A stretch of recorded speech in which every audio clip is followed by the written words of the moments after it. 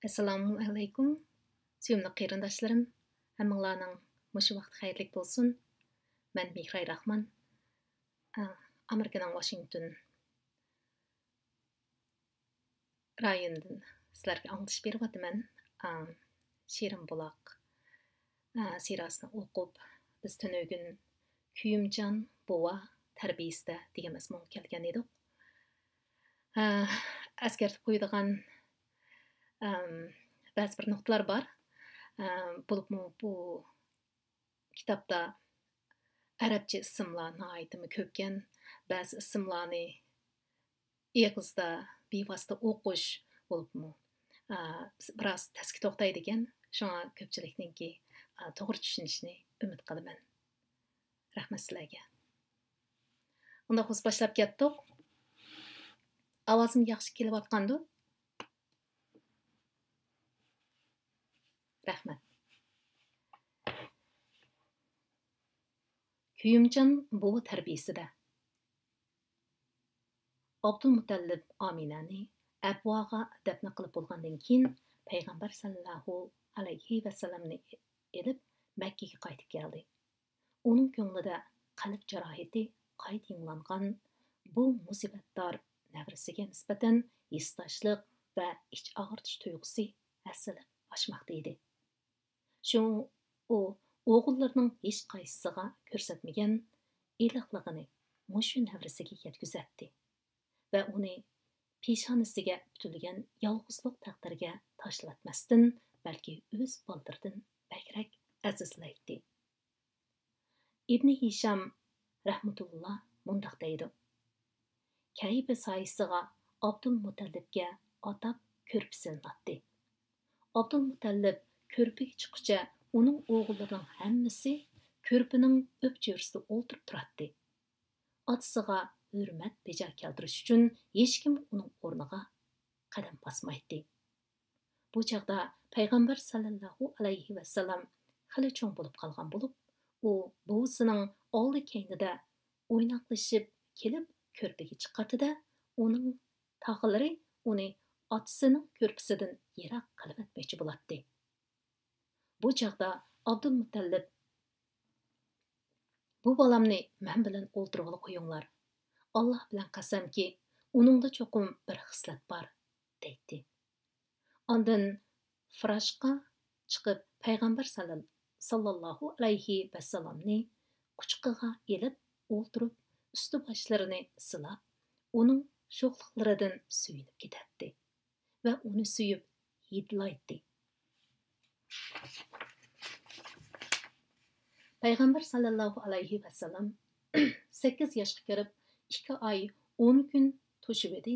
Bo'lsi Abdulmutallib Makkada olamdan o'tdi va jon uzish oldida bu navrasiga uning dadasining qon qarindoshi Abu Talibning, chunki Abdullah bilan Abu Talibning onasi bir edi, kepil bo'lishni tavsiya qildi. Shafqatlik tog'a himoyasida. Demak, shafqatlik tog'asining himoyasida. Abu Talib o'z qarindoshining o'g'lining haqqini haqiqiy ravishda ado qildi. Abu Talib uni o'z bolalariga qo'shib oldi. Balki de uni o'z bolalaridanmi chararoq ko'rdi. U payg'ambar sallallohu alayhi vasallamni alohida hurmatlaydi va qadrlaydi. U 40 yildan ko'proq vaqt payg'ambar sallallohu alayhi vasallamni azizlab va uningga himoya tunni yetib, boshqalar bilan payg'ambar sallallohu alayhi vasallam uchun do'stlashib va payg'ambar sallallohu alayhi vasallam uchun adovatlashib keldi. Bu ahvollar o'z navbatida bayon qilindi. Payg'ambar sallallohu alayhi vasallam bilan sutlash.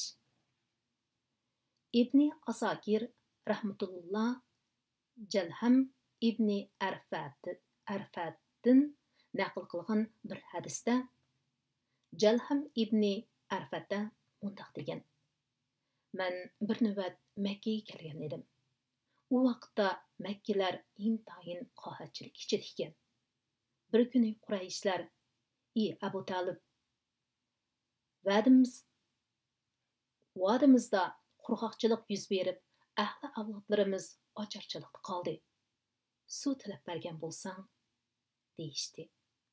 Shuning bilan Abu Talib go'yo yomg'irdan keyingi quyoshdek nurani xushchiroy bir bolani elib chiqdi. Uning atrofida bir qancha bola birga o'ynayotdi. Abu Talib yeliqi o'g'ilni qo'liga elib, dumbisini kayfiga chaplab, qo'lini egiz ko'tarib, Allohga iltijo qildi. Ko'k osmonda bulutning qarisi ko'rinmaydi. Birdinla bu yoqlardan parcha-parcha bulutlar paydo bo'lib, yig'ilib qor bulutga o'zgarib, havo guldirlab, chaqmoq chiqib, yomg'ir yog'ishga boshladi. Va birdamning ichida Makka vodisi iqim bo'lib oqdi. Shahar, qishloq hammasi ko'klamga aylandi. Abu Talib tuvandagi so'zi bilan bu voqeaga ishorat qilgan edi. Yuzi oqdir, uning barkotidan yog'ar yomg'ir. Yetimlarning panohgohi, tullarga bo'lar hamxo'r. Rahib Buhayra. Payg'ambar sallallohu alayhi vasallam 12 yoshga kirganda 12 yosh 2 oy 10 kun deguchilarma bor. Abu Talib uni Shamga tijoratga elib berib chiqib, bu Sara degan joygacha apardi. Bu Sara Shamga tava zimin bo'lib, Uranning kirish eg'iz edi. Uran shu mazgilda Rumliqlarning ishg'oliyatidagi arab ziminlarining bir qismi edi. Bu shaharda Buhayra nomi bilan mashhur Jirjis ismli bir rohib bor edi. Tijorat karvoni Yeliqi shahriga tushgandan keyin rohib karvonning oldiga chiqib kutib oldi. Uningdan ilgari bu rohib talatuzlarga ancha chiqib qolmaydi. U payg'ambar sallallohu alayhi vasallamni o'zlarining kitobidagi tonishtirishlariga selishtirib to'nib olgandan keyin uning qo'lini ching siqib turib, bu bola butun olamning yetakchisidir. Uni Alloh butun olamga rahmat payg'ambar qilib avatidi, dedi. Abu Talib, buni qandoq bilasan, deb so'ragan edi rohib. Sizlar davondan oshgandan beri birmi tosh tikan qolmay hammasi sajdaga bosh qo'ydi. Bundoq martaba faqat payg'ambarlarga iltibor qilindi. Uning ustiga men uni qo'lining o'xrak ko'mirchikining ostidagi payg'ambarlik muhridan to'nib oldim. Bizning kitoblarimizda ana shunday tonishtirilgan, dedi va Abu Talibdan payg'ambar sallallohu alayhi vasallamni Shamga aparmaslikni, uningga Yahudilardan yezi bo'lishni o'tindi. Shuning bilan Abu Talib payg'ambar sallallohu alayhi vasallamni bir chaqirini hamroh qilib Makkaga yo'lga selavatdi. Fujara urushi. Payg'ambar sallallohu alayhi vasallam 15 yoshga kirgan yili Quraysh va Kanana qabilalari bilan Qays Ilan qabilalari o'rtasida urush portildi. Urushga Quraysh va Kanana tarafdan pishqadam nupusluq Arab Ibn Umayya qo'mondonlik qilgan edi. Atiganlik birinchi maydon jangda Qays Ilan taraf ustunlikni egalladi. Shundan keyin ikkinchi maydon jangda Quraysh, ya'ni Kanana taraf Qays Ilan tarafni mutlaq ustunlik bilan mag'lub qildi. Bu qitimki urushda haram zimini va haram oylarning hurmati oyoq osti qilinqashqa, bu urush Fujjar, gunohkorlar urushi deb ataldi. Payg'ambar sallallohu alayhi vasallam bu urushga qatnashgan va tog'larga o'q raslab bergan edi. Xayriyat uyushmasi. Urush og'irlashgandan keyin shu yili Zulqayda oyida Makkada xayriyat uyushmasi qurildi. Uyushmaga Quraysh qabilalaridan Bani Hashim cemaati, Bani Mutallib cemaati va Bani Tayyib cemaatlari qatnashdi. Uyushmaga a'zo qabila va oymoqlarning boshchilari yuqori martabaga ega nüfuzli arbob Abdullah ibn Jad'odning qurosiga yig'ilib, mayli makkalik, mayli yaqi yurtliq har qanday bir odam Makka tavasida uvolchilikqa uchirsa, a'zo qabilalar hammaylan birdek uvolchilikqa uchirg'uvchi tarafga turib, haqni o'z joyiga qaror topqizishga kelishim tuzishdi va kuchli ahdu paymon berishdi. Bu uyushmaga payg'ambar sallallohu alayhi vasallammo qatnashgan. U payg'ambarlik sharbiga erishgandan keyinmi Abdullah ibn Jad'odning qurusida bir uyushmaga qatnashgan edim. Bu menga nisbatan qizil to'gidimmi kattaroq ish bo'lgan edi. Endi hozirmi ana shundoq ishlarga chaqirilsam, albatta ovoz qo'shaman degan edi. Uyushmaning asosiy nishoni hamma odam haq, nohaq deb ayirmay o'z tarafdorlarini mutlaq qo'llashdek jaholiyatcha asabiy tarafbozlik ideyasiga qarshi turishdan iborat edi. Aytishlar qaraganda bu uyushmaning qurilishiga mundaq bir ish sabab bo'lgan. Arablarning Zubayda qabilasidan bir kishi Makkada ma'lum miqdorda mol mato kelib, Qurayshlarning Bani Sahmi jamoatidan As ibn Vail degan kishiga sotgan. As ibn Vail heliqi kishining haqqini bergili unamay kayniga surib qo'ygan. Shuning bilan u o'zining ittifoqdoshlari bo'lgan Dadar, Mahsum, Jumma, Sahmi va Adi jamoatlaridan o'z haqqini ilish berishga yordam so'ragan bo'lsa-mu, ularning hech qaysisining qari bo'lmagan. Shunga u Makkadagi Abu Qubays teg'iga chiqib, butun ovozi bilan to'g'lab, o'zining zulmga uchraganligini mazmun qilib, she'r, ash'orlarni o'qig'ili turgan. Buni Zubayr ibn Abdulmutallib o'qib, bu odam bilan hech kimning qari bo'lmagani nimasi? Deb shu to'g'riliq yo'l mengib, oxiri yuqorqi jamoatlarning cho'nglarini yig'ib, mazkur uyushmani qurishga haydakchilik qilgan. Ondan uyushma a'zolarining hammasi biroqla berib, As ibn Vaildan heliqi kishining tutib qilingan haqqini ilishib bergan. Jaboliq hayot. Payg'ambar sallallohu alayhi vasallam yoshlik davrining dastlabki mezgillarida biror kasb va yoki muqim bir hunar bilan shug'ullangan emas. Biroq uning bolalik davrida Bani Sa'ad qabilasida, keyincha Makkada bir qancha qirat pul birligi uchun ijaraga qo'y boqqanligi to'g'risida hadis bor. U 25 yoshga kirganda Xarija Xuvaylidning qizining meli bilan Shamga tijoratga chiqqan. Ibn Issa rahmatulloh mundaq deydi. Xarija binti Xuvaylid raziyallohu anha Makka tavasida yuqori obro'ga ega puldor xotin edi. U tijoratga ipi bor kishilarni yollab ishlatdi va sherik tijoratni qilatdi. Demismi, Qurayshlar umumyuzlik tijorat bilan turmush kechiradigan xalq edi. Bu ayol payg'ambar sallallohu alayhi vasallamning rostchil, samimiy, oq ko'ngil va esil axloqli kishi ekanligini anglab, uningga odam avatib va o'zining chakiri Maysara bilan Shamga mol ochqib savdo setiq qilib kirsa, uningga boshqalarga bergandan ko'proq haq berilganligini aytdi. Shuning bilan payg'ambar sallallohu alayhi vasallam bu ayolning taklifini qabul qilib, uning Maysara ismli chakiri bilan nurg'un mol-mulkni elib tijorat bilan Shamgacha chiqib kirdi.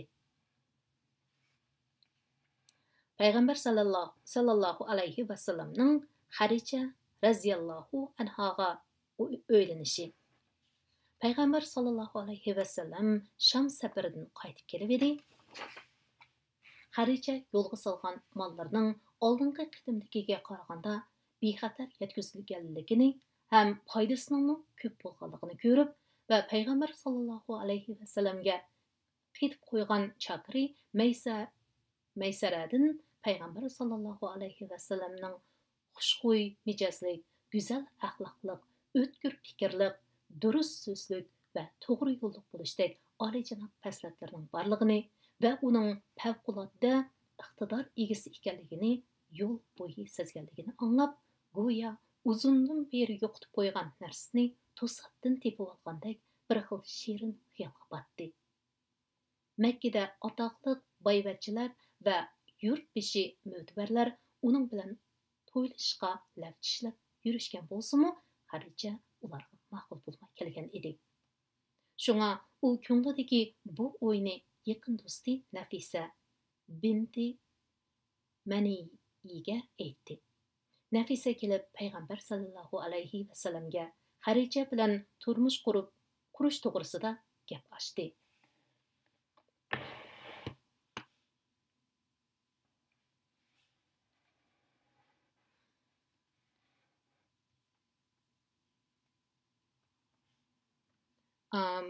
Ovozim yaxshi kelyaptimi, kelmayaptimi deb bir quruq qarab etdim. Agar ovozim yaxshi kelayotgan bo'lsa, menga bir belgi berib etgan bo'lsanglar, chunki bu bevosita tarqitish bo'lgandan keyin ovoz uzilib qilib men o'qiyvermay bu yoqda. Rahmat. Shunga u ko'nglidagi bu o'yni yaqin do'sti Nafisa binti Maniga aytdi. Qayta takrorladim. Nafisa kelib payg'ambar sallallohu alayhi vasallamga Xarija bilan turmush qurish to'g'risida gap ochdi. Payg'ambar sallallohu alayhi vasallam buningga qo'shilganligini aytdi va tog'larni xabarlantirdi. Shuning bilan payg'ambar sallallohu alayhi vasallamning tog'lari Xarijaning tog'larining yeniga berib xiyridorlik qildi. Orqadanla to'y murosimi o'tkazildi. Murosimga Bani Hoshim jamoati va Muzar jamoati oymiqining katalari qatnashdi. To'y payg'ambar sallallohu alayhi vasallam Shamdan qaytib kelib 2 oydan keyin o'tkazilgan edi. Payg'ambar sallallohu alayhi vasallam 20 to'ygini to'yliq mahriga otadi. Bu chog'da Xarija 40 yoshlar chamasida bo'lib, o'z qavm jamoatining ayollari orasida esil nasab sanaldigan, iqtisodiy ahvoli va aql farosat jihatda hammadan ustun turadigan ayol edi. Shuning bilan u payg'ambar sallallohu alayhi vasallamning tunji nikohi olgan ayol bo'lib qoldi. Va toki Xarija olamdan o'tganiga qadar payg'ambar sallallohu alayhi vasallam uning ustiga yana bir xotin elib qo'sh nikohliq bo'lmadi. Payg'ambar sallallohu alayhi vasallamning bolalarining Ibrohimdan boshqasi Xarijadan bo'lgan. Xarija payg'ambar sallallohu alayhi vasallamga dastlab Qosim degan o'g'ilni tug'ib bergan edi. Payg'ambar sallallohu alayhi vasallam shu o'g'lining ismi bilan Abul Qosim deb kunyat qo'llangan. Ondan keyin Zaynab, Ruqiya, Kulsum, Fatima va Abdullani tug'ib berdi. Abdullah Tayyib, Obdan Balan va Tahir Pokiz deb ataladi.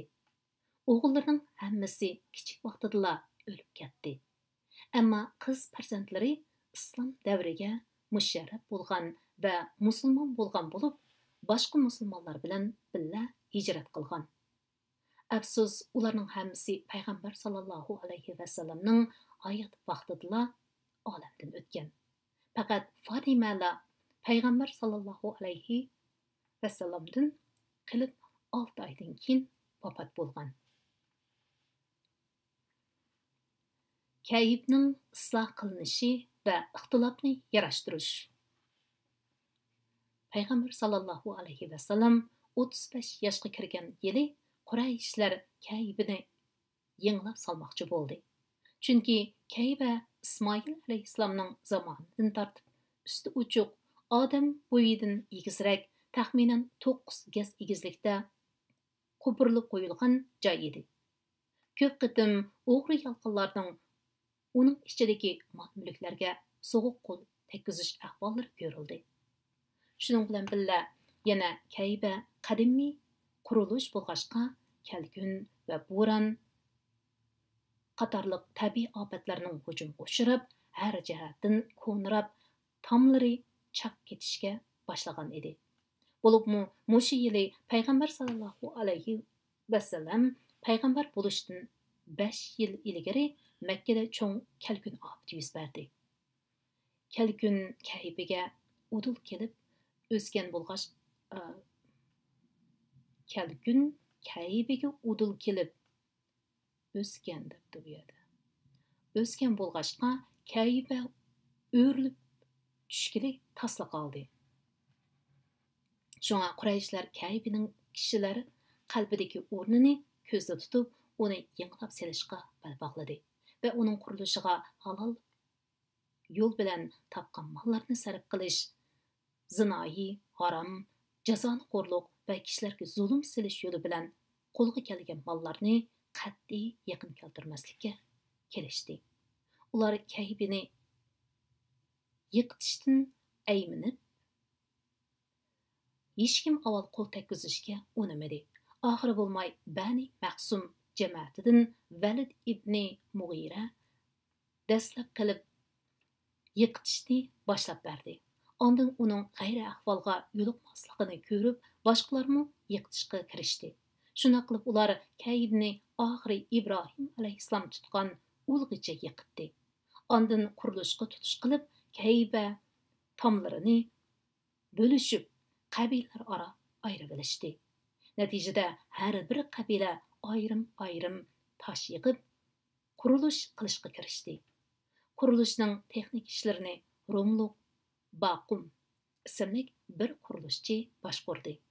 Qurilishning temi ko'tarilib, Hajrul Aswadning o'rniga chiqib edi. Ular Hajrul Aswadning o'z o'rniga elib qo'yib, sharifni talishib, ixtiloflashib qoldi. Talash tortish 4 kun davomlashib, yuqori palli ko'tarildi. Hatto qonliq to'qinishga aylanib, haram zamini qonga bo'yalg'ili tasla qoldi. Biroq Maqsum jamoatidan Abu Umayya ibn Mughira ular ixtiloflashayotganda, hozir mushu holatda masjid darvozasidan kim birinchi bo'lib kirsa, ashu ayirib qo'yisqanda degan taklifni aytib edi. Buning hammaydan qo'shildi. Alloh taolaning irodasi shunday bo'lsa kerak. Masjid darvozasidan tunji bo'lib kiradigan kishining Muhammad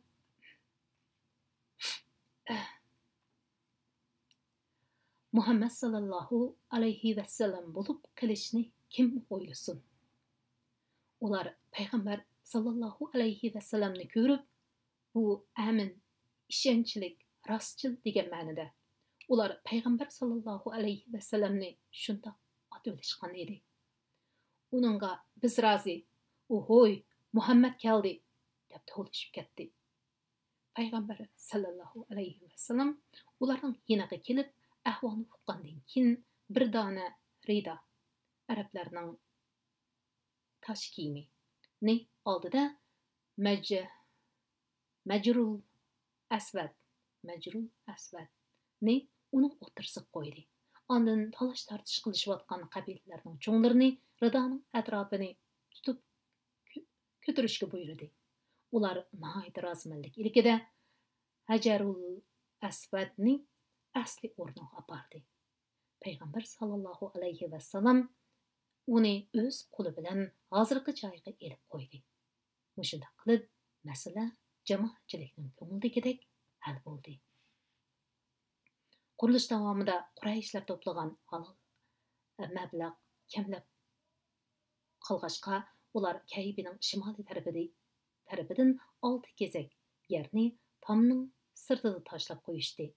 Bu yer hijri, ya'ni to'saq va hatim, ya'ni so'qma tom deb ataldi.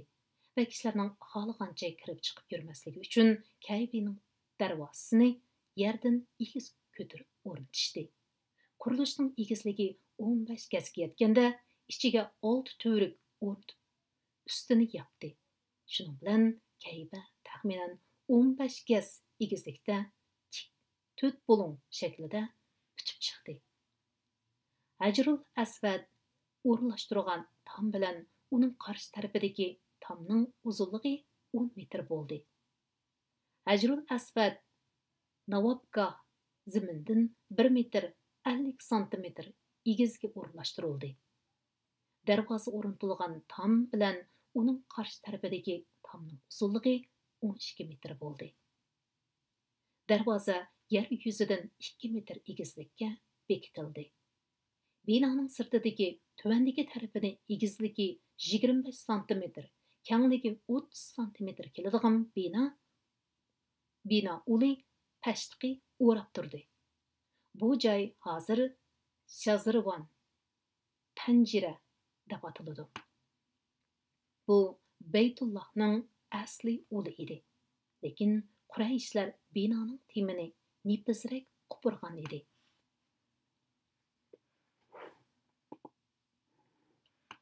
Payg'ambar sallallohu alayhi va sallamning payg'ambar bo'lishdan ilgirki hayotidan umumiy xulosa.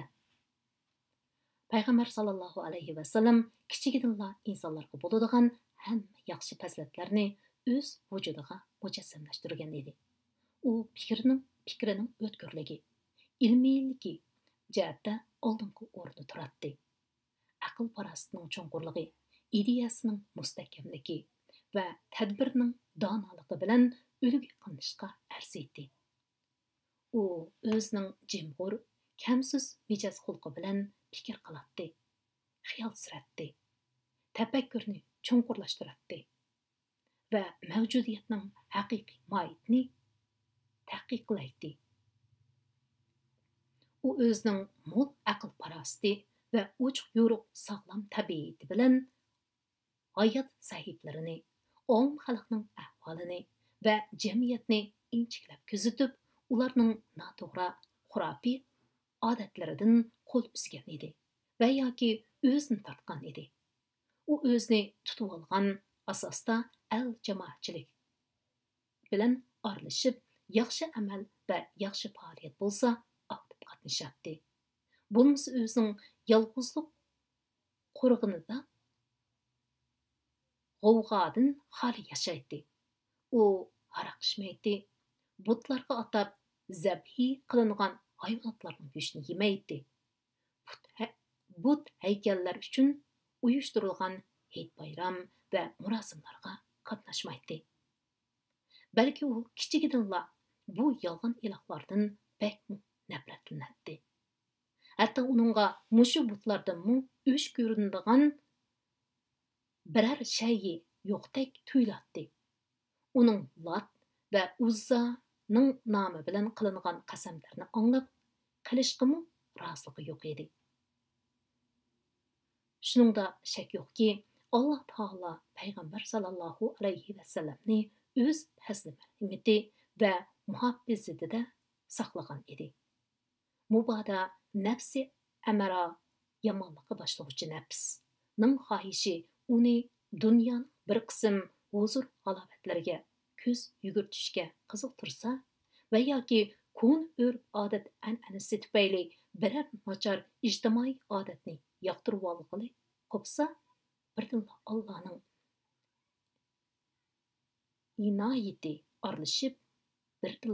Allohning inoyati aralashib, payg'ambar sallallohu alayhi va sallamni unda nomuvofiq ish harakatlardan to'sib qoladi. Soat 5 bo'pti. Unda bo'lsa, bugungi bevosita tarqatishimiz mushada oxirlashdi. Hammanglarga salomatlik tilayman. Ko'rishguncha hammamiz omon bo'laylik. Rahmat. Allohga omonat.